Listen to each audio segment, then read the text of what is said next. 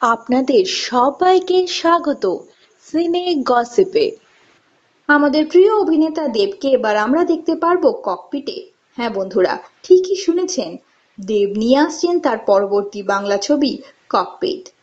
Champ ছবিতে আমরা দেবকে দেখেছি হেভিওয়েট বক্সারের চরিত্রে অভিনয় করতে। এবার আমরা দেবকে দেখতে পারবো একজন বিমান চালকের চরিত্রে অভিনয় করতে।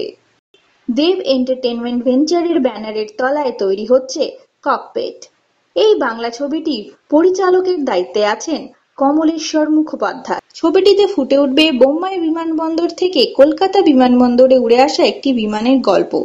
ওড়ার সময় বিমানটিকে পড়তে হয় বিভিন্ন প্রতিকূল পরিস্থিতির মধ্যে। সেই গল্পই আমরা দেখতে পারবো বাংলা ছবি ককপিটে। ছবিটিতে থাকবেন দুজন নায়িকা, একজন পাইলটের স্ত্রীর চরিত্রে, অপরজন কেবিন ক্রুর চরিত্রে। তবে দুজন নায়িকা কে হবেন এখনো কিছু জানা যায়নি। শোনা যাচ্ছে দুর্গাপুর, কলকাতা, মুম্বাই বিমানবন্দরে চলবে এই ছবিটির শুটিং। মে মাসের শেষে নইলে জুন মাসের শুরু থেকেই শুরু হয়ে যাবে ককপিট বাংলা ছবির শুটিং।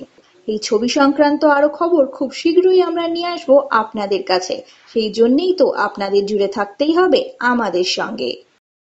আমরা হলাম সিনে গসিপ। জুড়ে থাকুন আমাদের সঙ্গে, সাবস্ক্রাইব করুন আমাদের এই ইউটিউব চ্যানেলটি।